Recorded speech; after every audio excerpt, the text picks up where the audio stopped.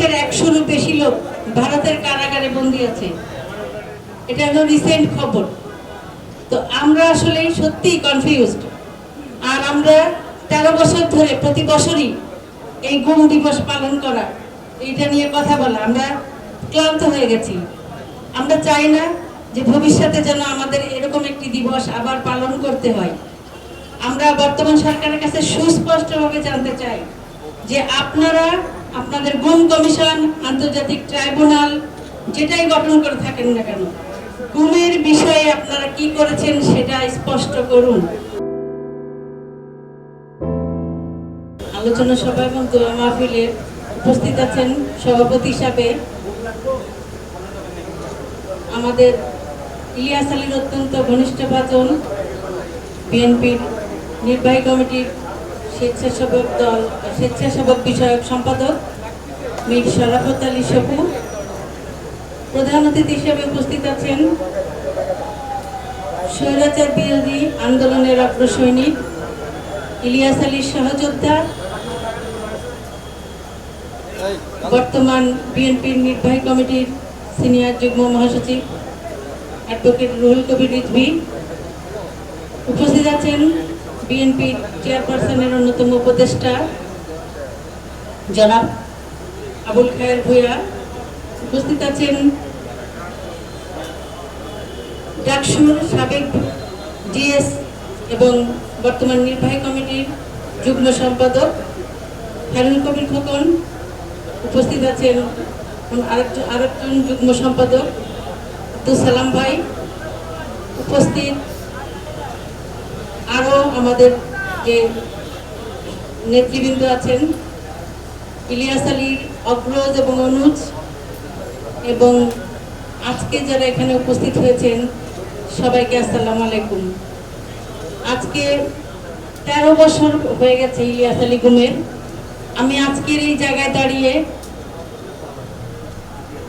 ইলিয়াস আলী গুম হয়েছিল বা ইলিয়াস আলীর যে গুমের ইতিহাস 13 বছরের, সেই বিষয়ে বলতে চাই না। আমি অনেকেই আলোচনা করেছেন ইলিয়াস আলী সম্পর্কে। আমি যেটা বলতে চাই, আমরা জানি যে ফ্যাসিস্ট হাসিনা ইলিয়াস আলীকে গুম করেছিল তার দোসররা একসাথে মিলে, সরকারি পরিকল্পনায় এবং সরকারি মদদে। আমরা দীর্ঘদিন ধরে প্রত্যাশায় ছিলাম একটি দিনের, যে যেদিন এই ফ্যাসিস্ট মুক্ত হবে বাংলাদেশ, সেই ফ্যাসিস্ট মুক্ত বাংলাদেশে আমরা ইলিয়াস আলীকে ফেরত পাবো। আমরা প্রত্যাশা করেছিলাম যখন 24-এর 5ই আগস্টে যে ফ্যাসিবাদ মুক্ত হয়েছিলাম আমরা, সেই মুক্তি হওয়ার পরে যে অন্তর্বর্তীকালীন সরকার ক্ষমতা এসেছিল, তারা প্রথমে যে আন্তর্জাতিক সনদে সদস্য হিসেবে স্বাক্ষর করেছিলেন, গুম আন্তর্জাতিক সনদে স্বাক্ষর করেছিলেন এবং একটি গুম কমিশন করেছিলেন। আমরা তখনও আশাবাদী হয়েছিলাম যে আমরা এর মাধ্যমে আমরা আমাদের গুমকৃত ইলিয়াস আলী সহ আরো যারা আছেন সবার একটি অবস্থান সুস্পষ্ট বিষয়ে জানতে পারব। কিন্তু দুঃখের বিষয়, আপনার প্রায় 7-8 মাস অতিবাহিত হয়ে যাচ্ছে, গুম কমিশনে আমরা আমাদের অভিযোগ দাখিল করেছি। এখন পর্যন্ত সরকারের পক্ষ থেকে কোনো ধরনের কোনো সুস্পষ্ট বক্তব্য আমরা পাইনি। আমরা বিভিন্ন সামাজিক যোগাযোগ মাধ্যমে বিভিন্ন ধরনের মন্তব্য, বিভিন্ন ধরনের কথাবার্তা, বিভিন্ন মিডিয়ার মাধ্যমে, প্রিন্ট মিডিয়ার মাধ্যমে বিভিন্ন ধরনের, যেটা আসলে সঠিক, কোনটা সঠিক সেটা আমরা আসলে বুঝতে পারি না। একবার পজিটিভলি খবর প্রকাশ করা হয়, আবার নেগেটিভলি। সম্প্রতি একটি খবর গুম কমিশনের থেকে, আন্তর্জাতিক অপরাধ ট্রাইব্যুনাল থেকে বলা হয়েছে যে বাংলাদেশের 100-রও বেশি লোক ভারতের কারাগারে বন্দী আছে। এটা হলো রিসেন্ট খবর। তো আমরা আসলে সত্যিই কনফিউজড। আর আমরা 13 বছর ধরে প্রতি বছরই এই গুম দিবস পালন করা, এইটা নিয়ে কথা বলা, আমরা ক্লান্ত হয়ে গেছি। আমরা চাই না যে ভবিষ্যতে যেন আমাদের এরকম একটি দিবস আবার পালন করতে হয়। আমরা বর্তমান সরকারের কাছে সুস্পষ্টভাবে জানতে চাই যে আপনারা আপনাদের গুম কমিশন, আন্তর্জাতিক ট্রাইব্যুনাল যেটাই গঠন করে থাকেন না কেন, গুমের বিষয়ে আপনারা কি করেছেন সেটা স্পষ্ট করুন। আপনারা গুমের যে আন্তর্জাতিক আইন আছে সেই আইনের আদলে বাংলাদেশের আইন সংশোধন করে সেই আইনের মাধ্যমে এই যে যারা গুম হয়েছে ইলিয়াস আলী এবং আরো যারা গুম হয়েছে সবার পরিণতি কি, তাদের অবস্থান কি, তাদের সাথে কারা কারা সুনির্দিষ্টভাবে জড়িত ছিল, তারা কোথায় আছে, তাদেরকে আইনের আওতায় এনে তাদের প্রতি বিচারের ব্যবস্থা করা, সুস্পষ্ট বিচারের ব্যবস্থা করা এবং ইলিয়াস আলীর স্পষ্ট অবস্থান জানানো, এটা সরকারের দায়িত্ব। যেহেতু সরকার, বর্তমান সরকার ক্ষমতায় আছে, তাদের কাছে বিশেষভাবে অনুরোধ করব, এর একটি সমাপ্তি প্রয়োজন, সেই সমাপ্তির জন্য তারা দ্রুতই করে। এ ধরনের একটি বিষয় নিয়ে দীর্ঘদিন ধরে মানুষের জীবন চলতে পারে না।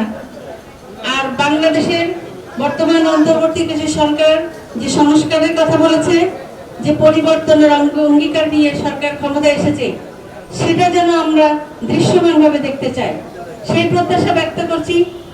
সবাই ইলিয়াস আলীর জন্য দোয়া করবেন।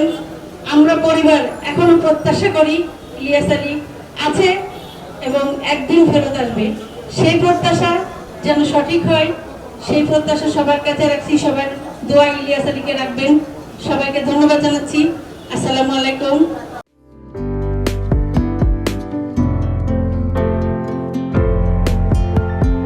পহেলা জানুয়ারি 2025 ইউটিউব জার্নালিজমের অগ্রদূত changetv.press 6 বছর পেরিয়ে পা রাখল গর্বিত আমি অত্যন্ত আনন্দিত হলাম যে চেঞ্জ টিভি আগামী কয়েকদিনের মধ্যেই 6 বছর পূর্ণ করবে। আর হাঁটি হাঁটি পা পা করে চলা শুরু করে এখন সে বেশ দৌড়াদৌড়ি করছে বলা যেতে পারে। ও নামটাও অত্যন্ত বলবো যে সিগনিফিকেন্ট, যে চেঞ্জ, এই গণঅভ্যুত্থান কিন্তু চেঞ্জ চেয়েছে। সেই হিসেবে তোমার টেলিভিশনের, তোমার এই চ্যানেলের নামের একটা যথেষ্ট মিল পাওয়া যায়। আমার প্রত্যাশা যে এই গণঅভ্যুত্থানের যে প্রত্যাশা, যে আশা আকাঙ্ক্ষা, চেঞ্জ টিভি সেটিকে এগিয়ে নিয়ে যাবে। তোমাকে শুভেচ্ছা। চেঞ্জ টিভি যারা সম্পৃক্ত আছেন, যারা কর্মী আছেন, সামনে পেছনে সকলকে আমার শুভেচ্ছা। changetv.press এক ফোঁটা হলুদ নেই। Online TV channel change TV 6 বছর ধরে ওনারা কাজ করে যাচ্ছেন। ইতিমধ্যে জনগণের হৃদয়ে স্থান করে নিয়েছেন। প্রায় 22 লাখ সাবস্ক্রাইবার আছে এর। আর যে কোনো অনুষ্ঠান 10 লাখের মতো মানুষ এটা প্রতিদিন মানুষ দেখে থাকে। আমিও এই চ্যানেল নিয়মিত দেখি। তো চেঞ্জ টিভির পক্ষে আমির মোমিনুল মানিক সাহেবের উপস্থাপনা, প্রশ্নের ধরন, এগুলো জনগণ দেখতে চায়, শুনতে চায়। আমি চেঞ্জ টিভির উত্তরোত্তর সমৃদ্ধি কামনা করছি। changetv.press এক ফোঁটা হলুদ নেই। চেঞ্জ টিভি, তো আমি তাদেরকে আমার অসংখ্য শুভেচ্ছা জানাচ্ছি, কারণ তারা যে ভূমিকা রেখেছে এই সময়, একটা কঠিন সময় ছিল, সেটাতে যেমন ভূমিকা রেখেছে, এমনকি 5ই আগস্টের পরে নতুন বাংলাদেশেও তারা তাদের সেই তীক্ষ্ণ একটা সমালোচনামূলক এবং যেটাকে আমি গঠনমূলক বলবো সেরকম একটা ভূমিকা রাখছেন। তো সেক্ষেত্রে আমরা মনে করি যে এই ভূমিকা আমাদের দরকার, আমরা চাই এটা থাকুক এবং আরও যেন সমৃদ্ধ হয়। নতুন বাংলাদেশ নির্মাণে আমরা চাই যে চেঞ্জ টিভি যে সমালোচনাগুলো করছে বা যেগুলো আমরা তুলে ধরছেন, সেটা এমন করে করবেন যেন আমরা সেখান থেকে শিখতে পারি এবং সবাই মিলে যেন আমরা নতুন বাংলাদেশকে সত্যিকার অর্থে বৈষম্য বিহীন একটা সমাজ গড়ে তুলতে পারি, সেটা আপনারা সহজ চেষ্টা করুন। changetv.press এক ফোঁটা হলুদ নেই। আগামী জানুয়ারি মাসের 1 তারিখে আপনারা 6 বছর পূর্ণ করতে যাচ্ছেন। আপনাদেরকে শুভেচ্ছা জানাচ্ছি, আন্তরিক ধন্যবাদ জানাচ্ছি। আমি আশা করব চেঞ্জ টিভি অতীতে যে বলিষ্ঠ ভূমিকা পালন করেছে, আগামীতেও আপনারা সেই বলিষ্ঠ ভূমিকা পালন করবেন। আমি আমার এলডিপির পক্ষ থেকে, মুক্তিযোদ্ধাদের পক্ষ থেকে আপনাদেরকে আন্তরিক মোবারকবাদ জানাচ্ছি, শুভেচ্ছা জানাচ্ছি। আশা করি দিন দিন আপনারা উন্নতির শিখরে এগিয়ে যাবেন। ধন্যবাদ। changetv.press, এক ফোঁটা হলুদও নেই। অতীতে সরকারের আমলে 10 বছর আমি কোনো ব্যবসা করতে পারিনি। আমার ব্যবসা বন্ধ করার জন্য যত রকম দরকার সব কাজই করেছে, শুধু একটাই বাকি রেখেছে, আমি গুটিয়ে নিয়ে যাইনি। নয়া দিগন্তর মাধ্যমে যাদেরকে আমরা চেষ্টা করেছি সার্ভিস দেওয়ার জন্য, এরা আমাদের অনেকেই খোঁজখবর রেখেছে, ব্যস্ততার জন্য হয়তো দেখা সাক্ষাৎ হয় না, কিন্তু আমি একজনকেই পেয়েছি। তিনি হলেন চেঞ্জ টিভির আমিরুল মোমিন মানিক। উনি এক সময় দিগন্ততে ছিল, সেই হিসাবে আমাদের জানাশোনা ছিল। ওনার একটা ইন্টারভিউতে আমার খুব পছন্দ হয়েছে, সেজন্য আমি ওনাকে 10:30টার সময় ফোন করেছি। উনি উত্তরে বললেন, গলাটা খুব পরিচিত। প্রথমে হয়তো নামটা বুঝে সারেননি, আমার নামটা খেয়াল করতে, আমি সাথে সাথে নাম বলেছি এবং বলল যে 3 দিনের মধ্যে আপনার সাথে আমি দেখা করব। ওনার কমিটমেন্ট অনুযায়ী সেইভাবে এসছে এবং উনি বলছে আপনার যত দুঃখের কথা সব বলেন, আমি প্রচার করব। আমি সত্যি সত্যি ওনার কাছে খুবই কৃতজ্ঞ। আমার মনে যেসব ক্ষোভ আছে, যেসব দানা বেঁধে আছে, আমি কিছুটা হালকা হয়েছি ওনার সাহায্যে। আমি চেঞ্জ টিভির উত্তরোত্তর সমৃদ্ধি কামনা করি এবং ভবিষ্যতে যেন আমার মতো একজন নাম না জানা লোককে চেঞ্জ টিভির সামনে এনে তাকে যেন উদ্বুদ্ধ করে। changetv.press, এক ফোঁটা হলুদও নেই।